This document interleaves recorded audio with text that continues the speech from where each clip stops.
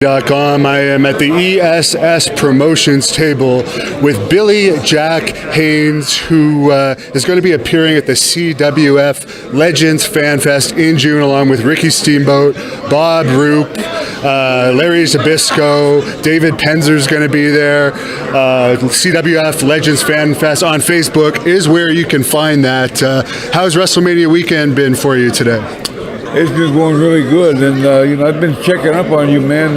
Hannibal, you're the best of the best right now as far as YouTubes and shoots. You're the best. What can I say? I've done enough of them. I've seen some of your shoots actually. They're interesting. Thank you, sir. How's everything going with you personally? It could be going better, could always be going better, but the way I look at life is one day at a time. If you look at any further than that or worry about anything, don't worry about nothing, because nothing's going to be all right. You were a tough guy, man. You were a gold medalist, I think, weren't you? Yeah, I was a national champion, both grappling and amateur wrestling. I know you were known for being a tough guy too. Any stories from Florida, the CWF days, since your appearance is coming up in Lutz, Florida? No, not really. It's just, my days, basically, I exposed myself as being a cocaine dealer, which I was. I'm not proud of that. And I was a former paid sparring partner, Jerry Corey, Ken Norton, Ron Lyle. It's way before your time. But like I said, man, you're full of stories, aren't you? Oh, well, some people could say full of shit. But, I don't think I am. Or you think I am? I believe there's some truth to some of the stuff you say, yeah. But I don't know about everything. Well, I don't really care what you think. And that's the way you want to look at it. Well, so let's talk about this Florida thing. David Penzer's running this. How do you know David Penzer?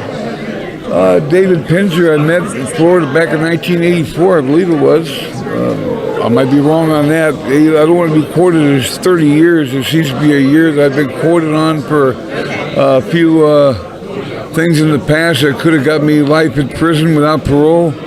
And it seems I've got around that, Hannibal. Going into it probably would not be a good idea. No.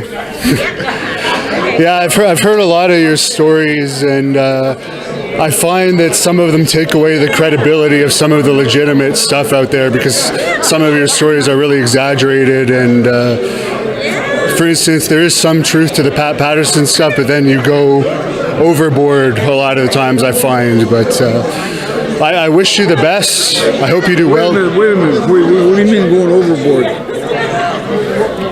Were you ever in the WWF?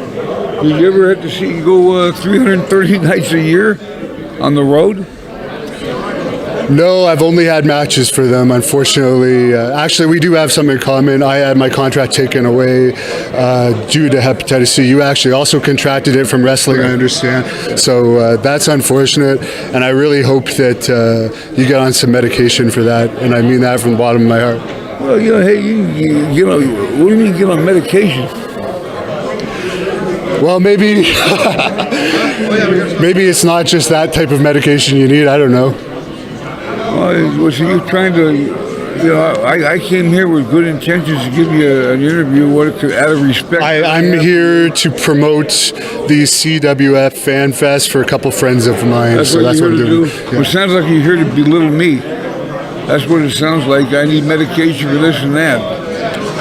So what is it? You're here to promote the Fan Fest or my medication? I'm here to promote the Fan Fest, June 15th in Lutz, Florida. Is that how you pronounce it? I don't know. How do you pronounce it? I don't know. I'm not from Florida. Let's go into the Fan Fest, okay? What's your favorite memory of Florida? The fans were great. That's why they call it the Fan Fest. The Florida fans of wrestling are probably the most knowledgeable in pro wrestling, But we do have a common friend, actually, from Florida, Jeannie Clark, who you were married to, and eventually Austin married her. Yeah. What's your friendship with her? I've interviewed her, and we're just Facebook friends, but I find she's a nice lady. Yeah, very nice lady, But she's Stone Cold Steve Austin doesn't got no balls. He likes to I'm not. We're gonna actually cut this because I'm friends with Ozzy. You know what? We're cutting this. We're cutting. I said. Okay, June the 15th in Lutz, Florida. Okay, no. I'm not here to do anything but promote that. So we're just gonna end it at that. Bye. Well, not really a happy note. Recently, I guess maybe 2 months ago, we caught a. We're in this radio broadcasting, television broadcasting deal, and one of the top dogs is Hannibal from Canada, former WWE enhancement talent, I guess. Right. And he does pretty well. And I guess he caught you at one of the wrestling events, and fairly recently. Yeah, the initial interview, well, you pretty much popped him for being like the top dog, and then the interview goes south. What happened? The truth to the matter is this. Terry Funk is a really good friend of mine. Okay. And it was been like 6, 7, 8 years ago. I seen a video of Hannibal potatoing Terry Funk and crushing in the side of his face and almost rupturing his eardrum. He couldn't hear. And I talked to Terry about it, and I said, I'm gonna get this guy one day for you. I don't know when it's gonna be, but we're gonna meet face to face. And when I do, I said I'm gonna knock him out. I'm gonna bitch slap him just exactly like he did you, but I got a lot of power behind my pop, and so that's what I was gonna do. And I called him out. The truth is, we were at a restaurant in New York, and we were sitting down, ESS Promotions and I, Eric Sims, and he came in with his crew. And so I seen him, and I pointed at him and said, "Could I talk to you outside?" And he acted like he didn't know who I was. We probably didn't. And when I went outside, I told him I didn't like what he did to Terry Funk. And if you'd like to try and do that to me, any time, any place, you name it. And he said, "Man, I'm doing an interview tomorrow. What, you want to do something about it? We'll do something there." That's how it started. Okay. So he said, "Yeah, we've talked before." We did, but that's what the conversation was. He spun it on his show to make it look like he was this Mr. Superhero, which he wasn't. He was actually a superhero piece of shit, is what he was. Did you feel blindsided? Because that's how it looked to the viewer, that you were a little blindsided there. Well, the interview, then when he finally came by at my table, and he interviewed me. He started out okay. I put him over really good. Yeah. And by the way, you put him over us. Yeah, you did. You hurt us. We were hurt. Oh, yeah. We were all jealous and stuff. We were like, what's going on here? We forgot about Monte and the Pharaoh already. Outrage. No, Outrage. You guys but then you come showed up good today. me. And you brought me an orange juice. So it's all good. I think. Is it all good? Yeah, I guess. We're still a little jealous, though, right? Yeah, a little jealous. Okay, so the interview is going okay so far. You've put him over a little bit, and... Okay, put him over a little bit, and then he brought up my wife, why he did that, I have no idea. Okay. Stone Cold Steve Austin was married to my ex-wife, and my ex-wife has a book out called Through the Shattered Glass. Okay. I really hope a lot of people go out and buy that book because I read it, and she put me over in the book. I mean, I've never done nothing but try to help her get her visa so she could stay here. She met Stone Cold Steve Austin. They had 2 or 3 beautiful daughters together. Okay.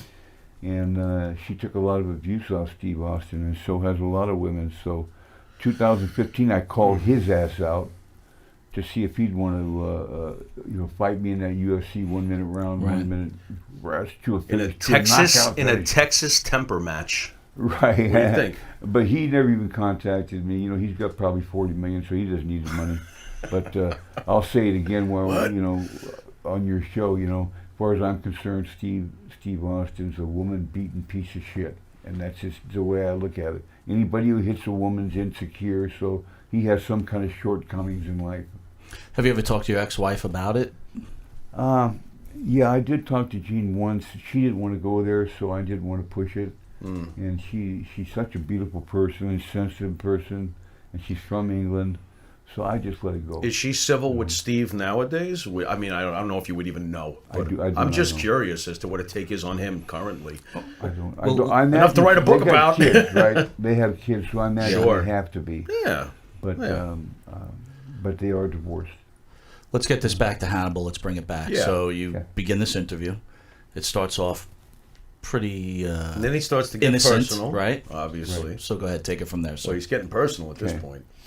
Well, he knows I have hepatitis C, and he got cured of hepatitis C. I guess with the way what he claims is Abdul the butcher had juiced him or cut him up and gave him hepatitis C Dirty fork. with a dirty fork. Gotcha. Whether that's true or not, who knows? But it might be. But he did have hepatitis C. He went through the 90-day period you have to go. It's called epiclusa, and he's cured. Well, then this is kind of how ignorant he is. He makes a statement to me that he beat the shit out of me, but he doesn't want my blood on him because he just got over hepatitis C. And he goes, now he hates my guts on his radio show, he says, or his podcast, whatever it is. 100,000, he gets 100,000 views or whatever. Yep. And so now, let me show you what I got. I brought it all the way from Oregon to show you. I just got the $90,000 to be treated for hepatitis C. Can you put it up to the camera, Jim? Is that all right? It's Put it called right to the camera. People can see it. Do it on your desk right here. right here. Yeah, we can do it right here if you don't mind. It's called epiclusa. Does that look okay? The total cost is $90,000. It's guaranteed to get rid of hepatitis C. So now I won't have hepatitis C. And so me being a former sparring partner, like I told you, Jerry Quarry and Ken Norton and Ron Lyle and guys like that, these were the best in the world.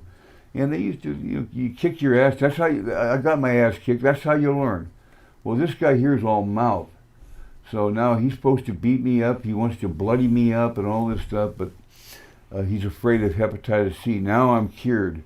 So I'm challenging him right now on your show to a 1 minute, one round, one rest, and to a finish. I don't care how long it goes.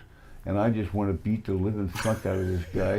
And I know it sounds violent and so forth, but the way he put me down, my wife down, everything. And to me, he ruined a show in Tampa, Florida. I was supposed to be on for a very good appearance fee. He blurped it all out. I don't know if you caught that on the internet. No. Go ahead. Tell that story real quick. Well, he says Billy Jack will be appearing at beep beep beep beep beep beep beep beep beep beep beep like that. He blurped it on himself. Oh. So fuck you, Hannibal. He's got to take the fight, or he's going to look like chicken shit in front of his 100,000 viewers that he has. And I'm 66. He's 36.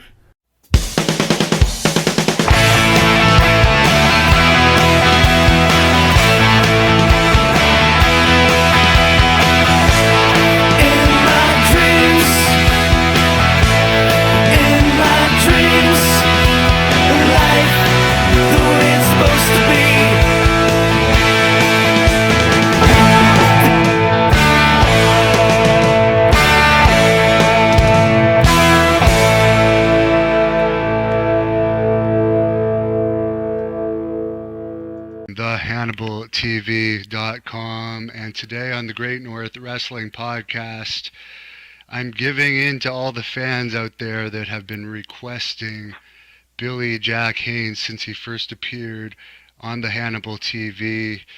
I've been dealing with various people that work with him, and something has been worked out that unfortunately I'm going to have to make my way down to that dump, Philadelphia, in November, and I'm going to be conducting an interview with him there, as well as numerous other wrestlers while I'm around for this big wrestling convention happening at the ECW Arena.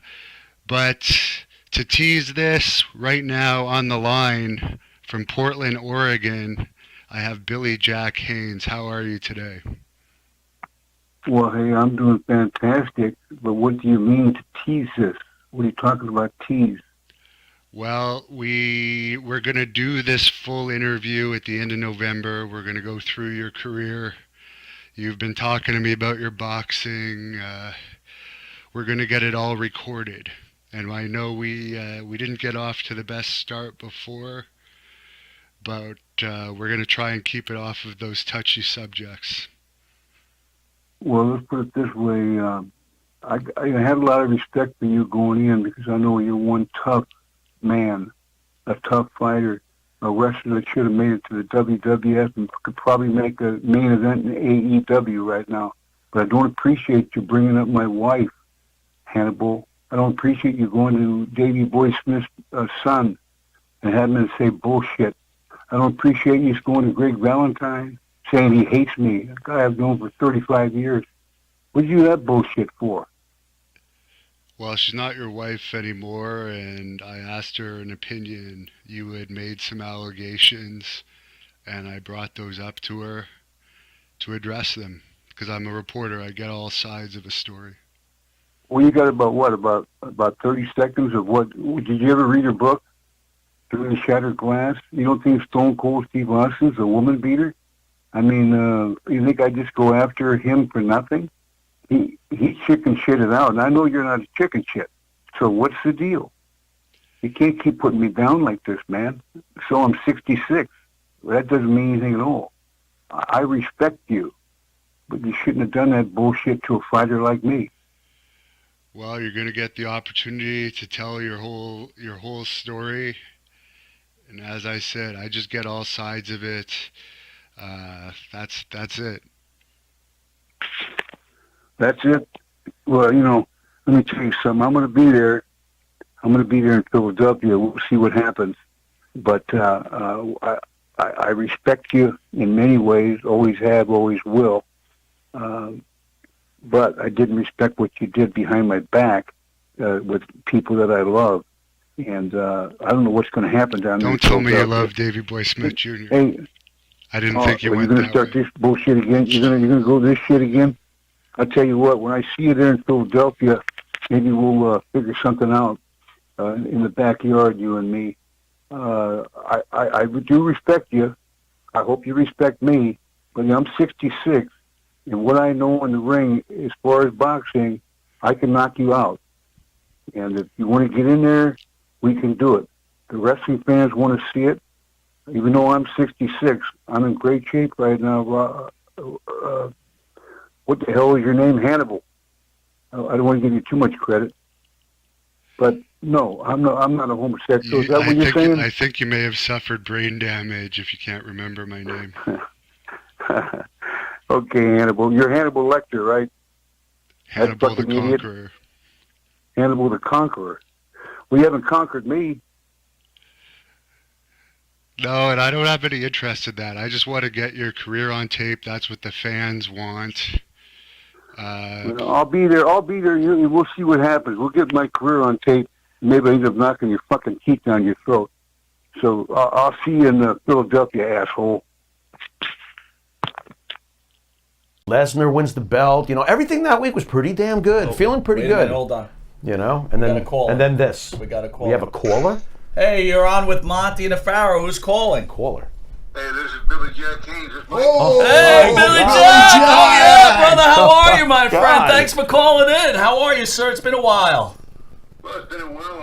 I'm going to be coming down and seeing you guys November 22nd. He is? You're in New Jersey, right? In New York, my friend, Long Island. In New York. Yes, sir. Sorry, man. I went to go to so many. I'm going nuts.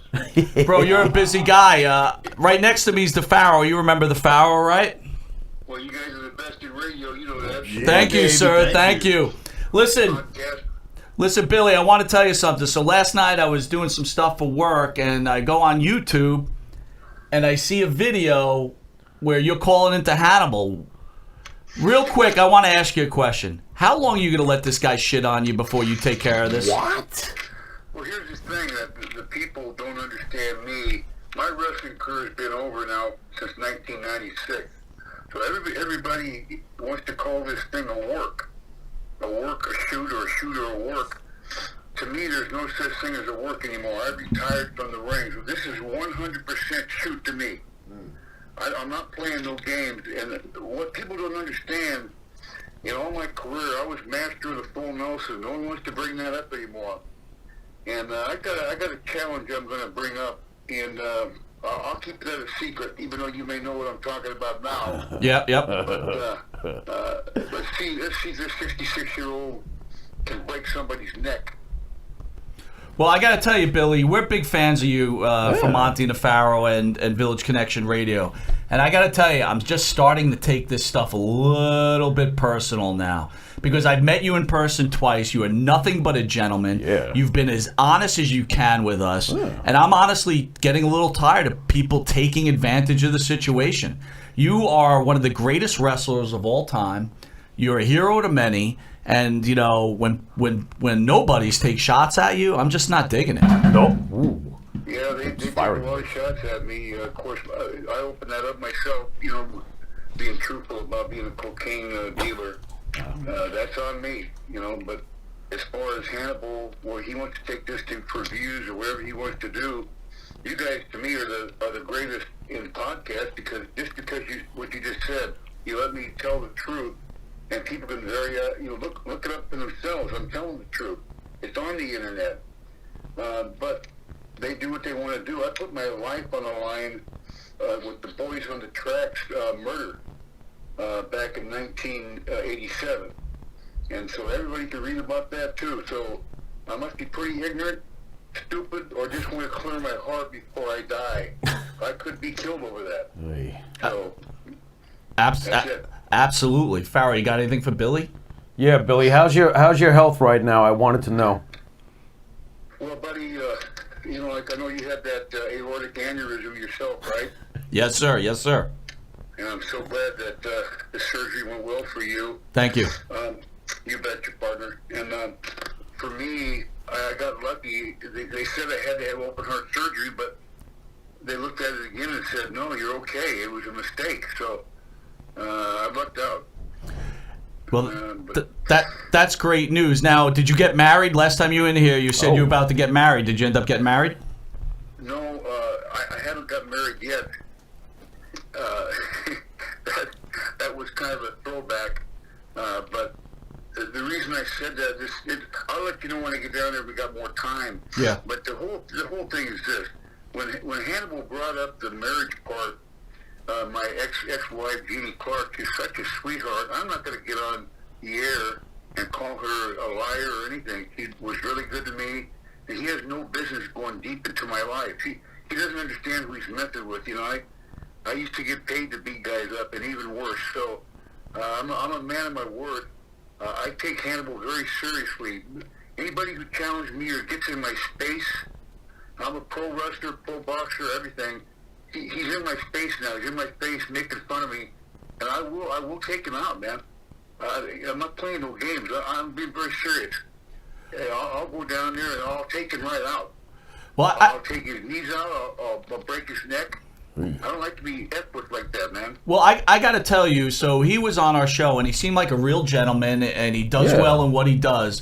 But again, after meeting you, and again, we grew up fans of yours to begin with. Yeah. And watching him take, advantage of these situations or speaking you as disrespectfully as is, it's really bothering me. And last night when I watched it, or listened to it, I'm sorry, I felt the same way. I felt like, I understand he considers himself a reporter, but the way the questions, he kind of put Jeannie in a spot. I saw that interview, and I just really feel, Billy, that you really got to, you need to address this, brother. You really do. Well, I'm going to address it. I have an interview with him. I don't want to, say what other podcast or whatever people will know, but I'm going to be with you guys at the 22nd. Yep. November 22nd. In New York. That's the greatest. Monte and the Pharaoh is #1 in the world. Thank you, sir. That's right. Thank you. Very honored to be with you guys again. And thank you. And thanks for the Hannibal updates and all that. Thanks for listening to that, watching that, or listening to it last night. He tried to make up with me, and you can't make up with me like that. I'm a street person. I took care of my dad, who was blind and had diabetes, and he was an amputee from juvenile diabetes. So I'm not one guy to be effed with. And he continues to do it for his views. And what's going to end up happening is he's going to be out of pro wrestling forever. I'll probably end up going to jail forever if he keeps screwing with me. And I'm telling you guys that first. I'm not coming down there to play games at all the way from Portland to New York, New Jersey to Philly. Billy, do you feel you're being kind of like manipulated because you're just basically a view magnet? Because you really are a view magnet. I mean, you feel like not only is he insulting you on a personal level, is he like insulting you on a business manipulating level too? I think it's a business manipulating level. You know, I was a multi-millionaire, and you know, they say I'm worth about $300,000. It doesn't really matter what I'm worth. The point is, I just want to live the rest of my life out. I'm not trying to be a view and manipulator or whatever. He is trying to manipulate me, but I still got a lot of. You never lose a fight in my heart. I never will, because I went to my dad's grave, tried to commit suicide. I told you guys that. Yeah. And I failed. I found God in my heart, and now this guy's made me find the devil again, and he's made a big mistake by doing that. I want God over the devil, but Hannibal tries to play the devil with me, trying to say he's going to kill me. So I go on hepatitis C treatment. So now I'm cured with Hep C. He has no excuse not to fight me. Now he says that I'm too old. He's going to kill me. You've heard every bit of his tapes. And so I'm right here. And Larry Holmes, he interviewed Larry Holmes. The only guy that beat Larry Holmes when he was 48-0 was Michael Spinks, beat him twice. The guy who beat Michael Spinks was Tommy Sullivan in Portland, Oregon. Look it up. 1975 National Championship Golden Gloves was Tommy Sullivan knocking out Michael Spinks. Well, I was his number one sparring partner for 2 years. So I could handle myself with Larry Holmes. How would he end up with Larry Holmes? How would Hannibal end up with Larry Holmes in a fist fight right now today, even at 68, 9 years old? I'd kill this guy, man. He's playing with the wrong guy. They think I'm crazy. I'm not. You guys know that. No, not at all. I don't think you're crazy, and I think there comes a point where, when you feel like you're being taken advantage of, it's number one, again, you've done so much for the pro wrestling business. You're also 66 years old. There's so many things that are wrong about this. And again, I don't appreciate it. I thought Hannibal seemed like a very nice guy when he was on, but the thing I see him pulling off with you, I just think it totally unfair. And Billy, one quick thing. I know when you come in on November 22nd, you will be on television. We announced at the beginning of the show we signed a 1-year deal with cable. We're on every Tuesday from 8:30 to 9 o'clock. So Billy Jack Haynes will be on the forefront on cable. So thanks to you coming on our show and supporting our show, we're able to do this. But thank you so much. Well, thank you guys. I am looking forward. See, it's Friday, November 22nd at 8:30, right? That's right. I've been looking forward to seeing you guys. I love you both very much, and I love all the fans out there in New York and the East Coast. Well, we love you, Billy, and we'll see you. And get yourself ready. Get into training. So we want to see you hit a home run, my friend. I'm 236 right now, down from 280. Nice. And by the way, I love the picture you posted on Twitter of you and your father. That's really was a great picture. Yeah, thank you for that. But somebody else posted it. I couldn't believe it. I forgot about that picture. It broke me down pretty hard. The good man who did that. Well, you mean a lot to us, Billy, and we'll see you on November 22nd, my friend. Thank you for calling in. Thanks for checking in, Billy. All right, my friend. Bye-bye. Wow. Billy Jack Haynes calling into Long Island's #1 pro wrestling broadcast. You had me guessing. Did I have you guessing? Yeah, you had me guessing. Bro. And let me just point out one thing. We didn't call him. No. He called us. That's right. That's right. His quarter? Speaking about that, Jim. Thank you for that. Steven was producing the show when we had Hannibal on. Okay. Yeah. Hannibal is a guy, right, that was training to become a wrestler. Yeah. Looking fresh. Training to become a wrestler. And he ended up getting hepatitis C, where he claims from Abdullah the Butcher. He was really forthcoming in our interview, which I thought was fantastic. Right. But what he's doing with Billy Jack Haynes, I'm totally not digging it. I'm actually really taken aback because I think